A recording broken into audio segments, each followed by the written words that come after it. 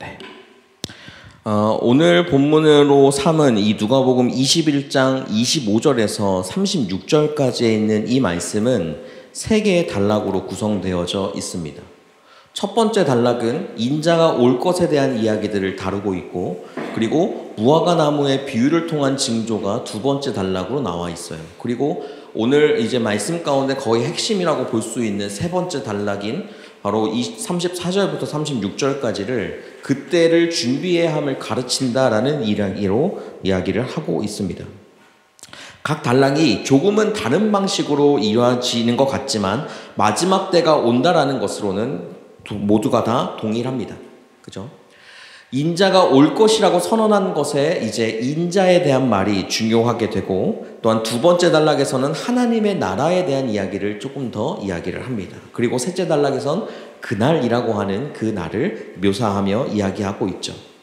여러분들, 마지막 때라는 것은 무슨 뜻을 이야기하는 것일까요? 2000년 전에 예수님의 말씀을 이렇게 전하고 있는 누가복음의 이 누가는 여기에서 무엇을 말하려고 하는 것일까요? 인자는 마지막 때의 세상을 심판하고 하나님의 백성을 구원하기 위해서 올 전능자를 이야기합니다. 곧 누구냐? 바로 메시아를 이야기하고 있는 거예요. 메시아. 히브리어로는 그리스도라고 부르고, 헬라어로는 히브리어로는 메시아라 부르고, 그리고 헬라어로는 제가 지금 뭐라고 얘기하고 있는 거죠? 히브리어로는 메시아라고 부르고 헬라어로는 그리스토스라고 부르고 있습니다. 너무 오랜만에 제가 원어를 봐가지고 위에 게 헬라어거든요. 크리스투스라고 이야기하는 그것들 이야기하는 것인데, 바로 메시아가 그렇게 이 땅 가운데 오실 전능자, 우리를 구원하실 자라는 이야기를 하고 있다라는 거예요. 마지막 때는 우리의 세상의 종말이라고 보통 사람들이 표현하지만 사실은 우리에게 새로운 시작을 하는 때입니다. 새롭게 시작하는 그 마지막 때에 결정적으로 역할을 하는 사람이 누구냐? 인자예요. 바로 예수님인 거죠. 그래서 예수님은 십자가 앞에서 그 성경에서 내가 다시 올 거다라는 말씀을 전하고 있는 것이죠. 그렇게 예수님께서 전하고 있는 그 말 가운데 넘어갔었는데 안 되나요? 되죠. 된 거죠. 한 거죠. 네. 예수님께서 다니엘서 7장 13절에서 인자에 대한 구절이 구약 성경에 많이 등장하는데, 그 중에 하나가 이 구절입니다. 내가 또 밤 환상 중에 보니 인자 같은 이가 하늘 구름을 타고 와서. 그래서 예전부터 인자라고 하는 말은 메시아를 상징하는 단어이기도 했어요. 그렇기 때문에 그렇게 이제 인자 개념이 오늘 본문 말씀과 동일하다고 우리가 볼 수가 있는 것입니다. 그렇게 구름을 타고 이제 오는 것을 이제 이야기하면서 또 한 가지 말하고 있는 오늘 누가복음 21장 28절에서는 다시 인자에 대한 이야기를 하고 있는데, 그때 사람들이 인자가 구름을 타고 능력과 큰 영광으로 오는 것을 보게 될 것이다 라고 이야기를 하고 있다는 거예요. 그런 것처럼 이런 인자 사상 가운데에서 핵심은 무엇이냐? 바로 마지막 때와 심판에 대한 이야기들을 다루고 있다고 우리가 볼 수가 있는 것입니다. 그래서 인자가 등장하는 그곳에는 마지막 때와 심판이 항상 존재한다는 거 기억하고 있으면 될 것 같아요. 이 세상의 마지막 때가 이르게 될 때에 그 인자가 우리를 심판하기 시작하고 세상을 심판하게 된다고 이야기를 하고 있습니다. 오늘 이 마지막에 대해서 누가복음에서 누가는 이렇게 이야기를 하고 있습니다. 네, 1월 성신에는 징조가 있겠고 땅에서는 민족과 바다와 파도의 성난 소리로 인하여 혼란한 중에 곤고하리라 라고 이야기들을 하고 있어요. 마지막 때에 어떤 일들이 일어나느냐? 1월 성신이라고 나오죠. 바로 해와 달과 모든 행성들을 이야기하는 거예요. 그 모든 행성들이 흔들리게 된다. 바다가 요동치고 큰 파도가 몰아치게 되는 것. 이때의 모든 민족들은 큰 혼란에 빠지게 된다고 이야기하고 있습니다. 그러고 나서 26절에서는 그 하늘의 권능이 흔들린다라는 말을 할 정도로 그렇게 이제 카오스와 같은 형태의 삶이 이어지게 되는 것을 보게 되는 것이죠. 그래서 사람들은 그 마지막 때를 볼 때에 굉장히 두려워하는 마음을 가지며 나아갈 수가 있게 되는 거예요. 그와 더불어서 한 가지 더 이야기하는 것이 무엇이냐? 바로 요한계시록 6장에 있는 말씀인데, 잠깐만요. 제가 한번 테스트를 좀 해볼게요.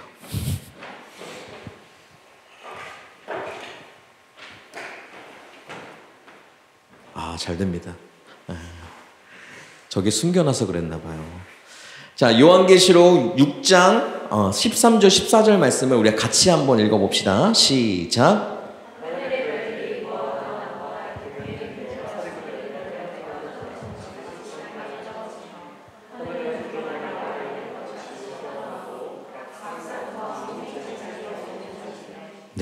이 말씀만 보더라도 우리가 알 수 있는 것은 지구를 포함한 온 우주 전체가 흔들리게 된다는 것을 또한 이야기하고 있는 거예요. 그러한 일이 일어날까요? 여러분, 어떨 것 같습니까? 지난 인류 역사 가운데서 인류의 종말이나 이제 우주의 최후에 대한 것들을 예언한 사람들은 많았어요.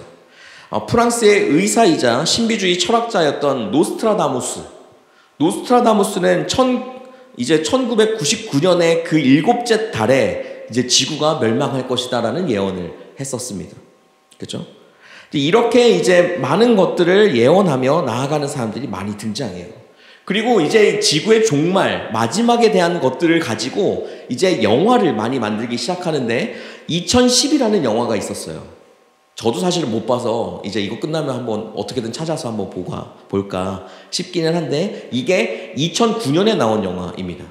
2009년에 뭐라고 하냐, 이 고대 마야 문명 시절에서 2012년이 인류 멸망의 해라고 예언을 했고 또 그렇게 인류가 멸망하는 것을 보여주는 영화예요. 막 재난 영화 같은 것이죠. 그렇게 이제 삶을 살아가면서 우리는 예언이라는 것을 듣고 지구가 언제 멸망할지 모르는 불안감 가운데 삶을 살아가기도 한다라는 거예요. 지진과 화산폭발 그리고 해일 등이 모든 인류를 멸망하기 시작합니다. 우리가 살고 있는 이 우주자가 여러분들 안전하다고 생각하십니까? 많은 과학자들은 이 우주 가운데 이제 저번 주에 제가 여러분과 같이 나눴었던 것도 있지만 혜성이 조그만한 지름 1km 정도 되는 혜성이 지구에 충돌하게 되면 그 즉시 모든 지구가 파멸된다는 그런 과학자들의 의견이 있어요. 그래서 혜성이 어떻게 도는지에 대한 관심을 많이 갖습니다. 지구가 전혀 안전하지 않다라고 생각해서 다른 행성을 찾는 것이 바로 그 일론 머스크가 하는 화성에 가고자 하는 마음을 품게 되는 거예요.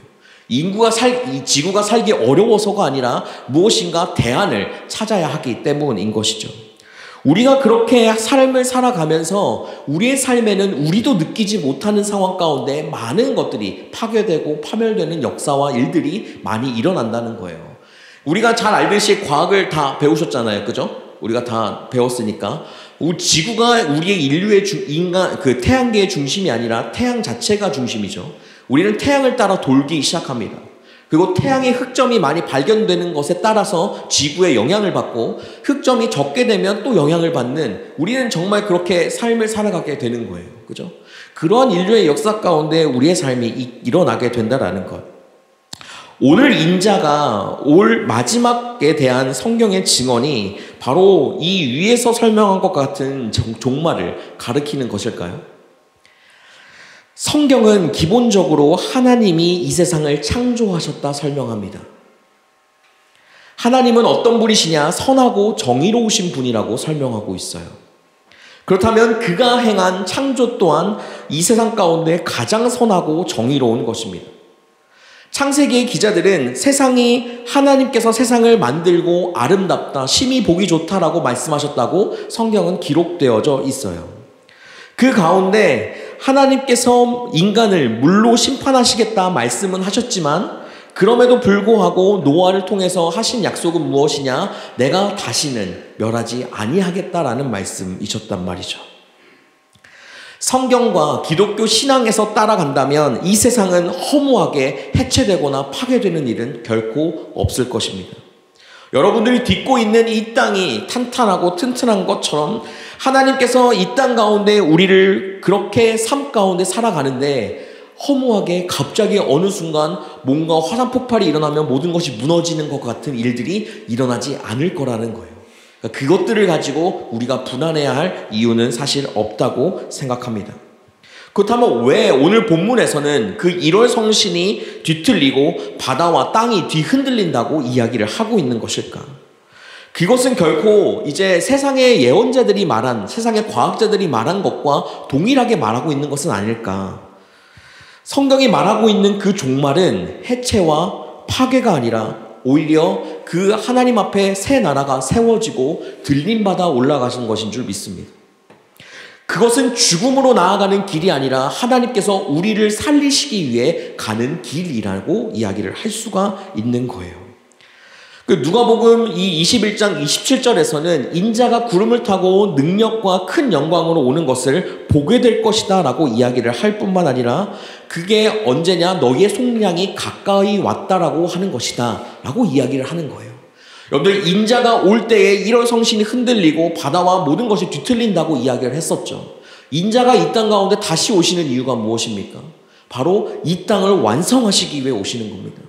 지금 이 땅은 하나님의 나라와 하나님의 통치 가운데 있다라고 우리가 믿고 살아가지만 아직도 하나님을 믿지 못하고 살아가는 사람들이 너무나도 많고, 하나님은 그렇기 때문에 마지막 때의 마지막 날 인자가 이 땅 가운데 오며 심판이 일어날 것이고, 그러면서 무엇이 되는 것이냐? 바로 새 하늘과 새 땅, 이 땅에 하나님의 나라가 펼쳐지는 그것을 보여주게 된다는 거예요. 그렇기 때문에 우리가 이 말씀을 보면서 한 가지 더 알 수 있는 것은, 인자가 오는 것이 우리의 삶의 완성이구나. 인자가 이 땅에 오는 것이 이 세상의 종말이 아니라 이 세상의 새로운 시작이구나 라는 것을 우리가 볼 수가 있게 된다고 이야기하는 것입니다. 바로 이 두 구절을 우리가 다시 한번 보게 된다면, 인자는 어떤 분이시냐? 능력과 영광을 가지신 분이신 줄 믿습니다. 그가 누구냐? 바로 세상을 속량하신 분, 세상을 구원하시는 분인 줄 믿습니다. 이것은 인자만이 가질 수 있는 것이고 그 인자가 그것을 하시겠다 이야기하고 있는 것입니다. 이 세상의 인간들과 세상을 구원할 수 있는 능력을 가진 사람은 이 세상에 아무도 없죠. 그죠? 오직 예수님만이 우리를 구원하실 뿐만 아니라 우리를 그 모든 것에서 속량하시는 분이라는 것입니다. 우리는 삶을 살아가면서 인간과 과학에 대해서 믿고 신뢰하는 것들이 조금 있어요. 남이 가지고 있었던 지식을 내가 얻는 것에 심취해 있고, 또한 과학적으로 무엇인가 새롭게 되어지는 것을 믿고 나아가는 모습이 우리에게 더 있다라는 것이죠. 그런데 여러분, 우리가 꼭 기억해야 할 것은 예수 그리스도 외에는 이 땅에 어느 누구도 우리의 모든 죄를 구원할 수 있는 분은 없습니다. 우리를 이 땅 가운데서 살리실 분은 없다라는 것입니다. 우리가 삶을 살아가면서 이 사람을 믿고 또한 과학을 믿고 살아가는 것은 하나님이 우리 가운데 도움을 주시기 위해 나아가는 것이지, 우리가 그것을 믿고 그것을 바라보며 나아갈 필요는 없다라는 것이죠. 그 세상 가운데 우리는 오늘도 주님 앞에 나아가는 이 시간을 보내고 있습니다. 대림절 첫째 주일인 이 날이 여러분들에게 이제 다가올 4주 뒤에 있는 성탄절을 기다리는 절기로 여러분들이 삼는 것이 아니라, 여러분들의 마음 가운데 나는 예수를 누구라 생각하는가? 나는 예수를 어떻게 믿고 예수님은 나에게 어떤 분이라고 내가 생각하며 살아가는가? 그것을 다시 한번 고민하고 또한 그것을 정의하는, 여러분들 스스로가 정의 내리는 그런 시간이 되어야 할 줄 믿습니다. 그런 삶이 우리에게 너무나도 중요한 것이에요. 그 종말의 때를 우리가 중심에 두고 종말이 언제냐라는 것을 중심에 두다 보면 어떠한 일이 일어나느냐? 바로 이 땅에 주님의 종말이 오기 때문에 우리는 지금 이 시간에 하나님의 일들을 하기 위해서 생사 모든 것을 다 포기하고 주님을 기다려야 한다, 주님께로 나아가야 한다라고 생각하며 살아갈 수가 있어요. 이게 과해지면 이제 또 다른 이단이 등장하죠. 여러분들 혹시 다미 선교회라고 혹시 들어보셨습니까? 다미. 다가올 미래를 기다린다고 해서 다미예요. 다가올 미래를 기다리는 사람들이 1992년에 이제 한 장소에 모여서 그렇게 기도하며 주님을 기다렸던 시간들이 있었어요. 이게 KBS에도 나오고 일반 뉴스에도 나올 정도로 어마어마한 사건 중에 하나였습니다. 그들은 어떻게 생각했느냐? 1992년 10월 28일에 세상에 종말이 오고 또한 자신들은 휴거할 수 있다라고 생각했어요. 휴거라는 개념을 모르시는 분들이 있을 수 있는데, 휴거는 이 땅에서 죽지 아니하고 하늘로 들려 올라간다는 뜻을 가지고 있습니다. 자기네들은 그렇게 하나님 앞에 거룩하게 찬양하며 나아가는 그 시간들을 통해서 나는 하나님께 휴거되는 은혜를 누릴 거야, 라는 마음으로 삶을 살아가게 되었다라는 거예요. 직장과 학교를 다 그만둡니다. 여기에는 성인들만 있던 것도 아니고 어린아이까지 다 포함되어져 있었어요. 그렇게 나아갔던, 그렇게 휴거하겠다라고 생각했던 그 신앙은 사실 우리에게 맞지 않습니다. 하나님의 말씀 가운데 옳지가 않죠. 이렇게 우리가 빠져들며 하나님을 그렇게 그런 마음으로 기다리며 나아가는 삶을 살라라고 말하는 것이 아니라 여러분들의 그 삶의 중심에 정말 나는 주님을 얼만큼 믿고 신뢰하며 살아가는가를 다시 한번 보며 나아가야 한다라는 것입니다. 이 땅은 아직 완성되어지지 않은 땅입니다. 인자가 오셔야 완성이 될 땅이라는 것이죠. 창조의 모든 것들이 아담과 하와의 그 원죄로 말미암아 모든 것이 파괴되었습니다. 그 파괴된 것들이 회복 중에 있지만 인자가 다시 오시기까지 그것이 회복될 수가 없는 것이죠. 그렇기 때문에 우리가 소유하고 나아갔던 그 모든 것들이 우리의 삶을 쥐고 우리의 삶의 모든 것들을 우리의 삶을 채워줄 거라고 생각하지만 사실 우리가 손에 잡고 있는 그 모든 것들은 모래알이 손가락에 빠져나가는 것과 같이 우리의 삶을 스쳐 지나가게 되는 것입니다. 그렇기 때문에 우리가 이 시간에 주님 앞에 기다리며 나아가야 되는 것은 바로 우리의 종착지가 죽음이 아닌 하나님의 나라로 가는 것임을 기억하고 또한 그것을 바라보며 다시 오실 주님을 기다리는 마음으로 주 앞에 나아가야 한다는 것이 우리에게 필요한 것입니다. 오늘 말씀 가운데서 이제 예수님은 무화과 나무에 대한 비유를 하십니다. 무화과 나무가 아니라 모든 나무에 싹이 나는 것에 대한 이야기들을 하고 있는 것이죠. 싹이 나면 너희가 보고 여름이 가까이 온 줄을 자연하게 알게 될 것이다. 이와 같이 너희가 이런 일이 일어나는 것을 보거든 하나님의 나라가 가까이 온 줄 알아라. 이 가까이 온 줄 알라라고 하는 것은 그 1월 성신이 흩어지고 바다와 파도가 막 일어나는 그런 것들을 이야기하는 것이겠죠. 그렇기 때문에 우리는 그 날이 언제 올까를 기대하며 무엇인가 자연재해가 오면 그날인가? 라고 염려하며 사는 것을 하나님이 원하시는 건 또 아니에요. 우리가 그때가 오면 자연스럽게 알게 되는데 그게 왜 그렇게 되는지는 이제 다음 단락에 대한 이야기를 할 때 함께 나와지게 될 것입니다. 요한계시록에서 이제 666이라는 숫자를 여러분들 기억하시죠? 666이나 14만 4천을 이제 이야기하면서 많은 사람들이 이야기했던 것 중에 하나가 EU 연합에 대한 이야기들을 많이 했었어요. EU가 연합하며 나아가는 것이 종말의 때가 다가온 것이다 라는 이야기죠. 그리고 수많은 사람들은 자연재해가 일어나는 이 세상을 보면서 불과 몇 년 전까지만 해도 독일에 눈이 이렇게 많이 오진 않았었는데 갑자기 눈이 오고 또 이제 3월달 넘어가면서 눈이 또 오잖아요. 그러는 시간들이 지나가면서 이젠 정말 종말의 때가 오는가 보다 라고 우리가 생각하며 나아갈 수가 있게 된다는 겁니다. 그런데 그 마지막 때를 우리가 어떻게 알아갈 수 있느냐? 34절에서 나와 있는 것처럼 그날이 어떻게 우리에게 오는지 이야기를 하고 있는데 덫과 같이 너희에게 임한다라고 성경은 기록하고 있습니다. 전혀 예상하지 못한 순간에 예상치 않게 우리에게 온다라고 이야기를 하는 거예요. 여러분들 덫이라는 게 보이는 곳에 놓는 게 아니잖아요. 그죠? 동물을 잡기 위해 무엇인가를 잡기 위해서 이제 그가 다니는 길목에 숨겨 놓는 거잖아요. 그 도적과 같이 온다라는 말처럼 덫과 같이 오게 된다는 말을 그렇게 하고 있는 겁니다. 오늘 이 말씀 가운데서 약간은 뭔가 앞뒤가 안 맞는 것 같은 느낌 혹시 받으시진 않나요? 앞에서는 1월 성신이 흔들리고 그런 것들을 통해서 이 땅에 인자가 올 것이다 라고 이야기를 하고 있는데 오늘 또 이 34절부터 이어지는 이 세 번째 단락에서는 너희가 인자가 언제 올지 모른다. 덫과 같이 올 것이다 라고 이야기를 하고 있단 말이에요. 그죠? 한편으로는 우리가 마지막 때의 징조에 대해서 알아볼 수 있을 뿐만 아니라 오늘 말씀은 또 그것에 대해서 우리가 정확하게 알 수 없다라고 또 이야기를 하고 있는 겁니다.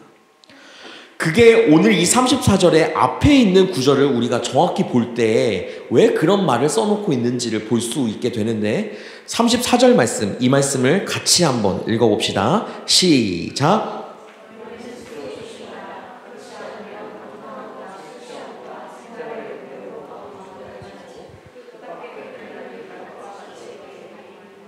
네, 오늘 말씀에서 어떻게 이야기하냐면 스스로 조심하라라고 이야기를 하고 있어요.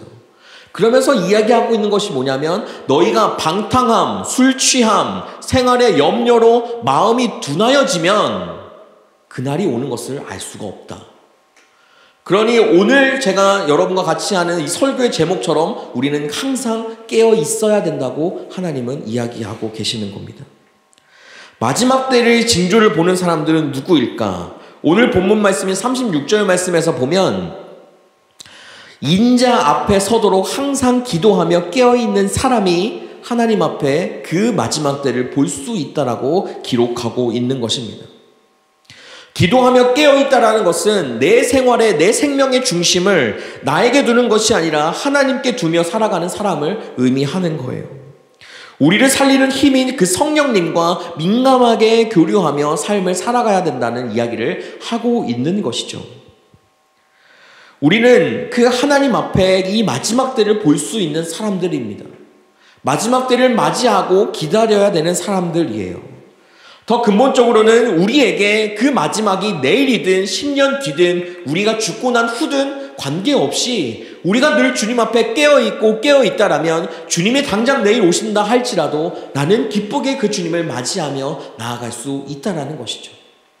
그게 우리가 마지막 때를 준비하며 나아가야 될 마음입니다.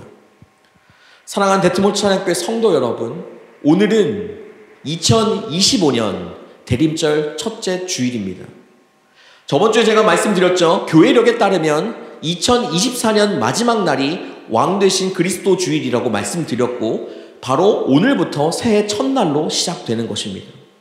2025년이 한 달 남았죠.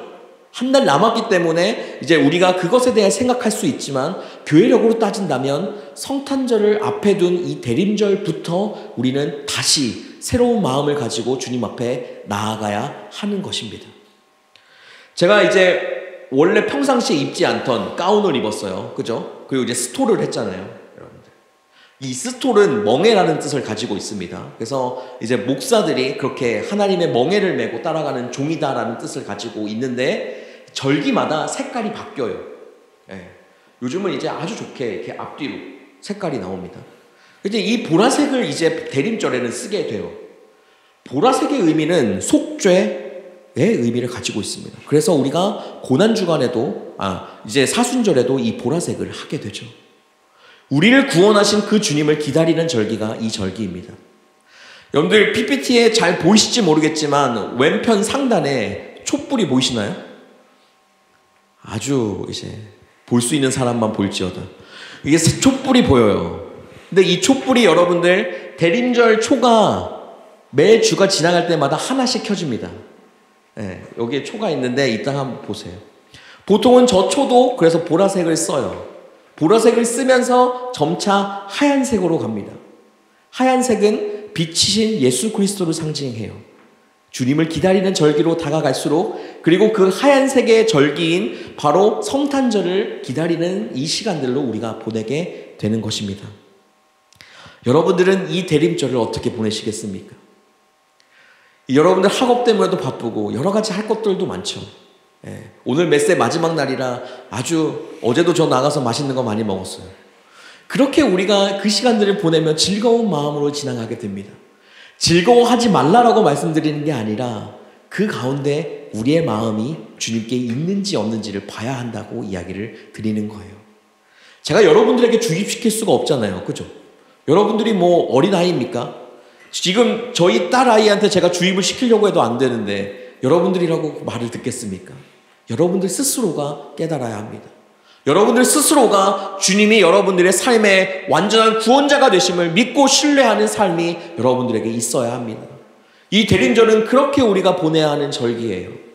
여러분들의 삶에 이 대림절이 정말 주님의 그 마음을 기다리고 주님의 마음 앞에 서는 여러분들의 삶이 되시기를 주님의 이름으로 축복합니다. 여러분들 잊지 마시기를 바랍니다. 우리의 마음이 둔하여지면 마지막 때는 알 수가 없습니다. 마음에 둔하여지지 않기 위해서 우리는 부단히 애쓰며 나아가야 합니다. 아침 예배도 들으시고 금요기도에도 나오시고 하나님의 말씀을 보시고 찬양하시고 기도하시고 여러분들의 삶을 점점 더 주님 앞에 드리며 나아가는 삶이 필요한 시기입니다. 그러한 마음으로 주님 앞에 나아가는 여러분들의 삶이 되시는 그러한 귀한 이 한 주간이 되는 여러분들이 되기를 주님의 이름으로 소망합니다. 우리 시간같이 하나님 앞에 찬양 하나 하고 함께 기도하고 나아갔으면 좋겠습니다.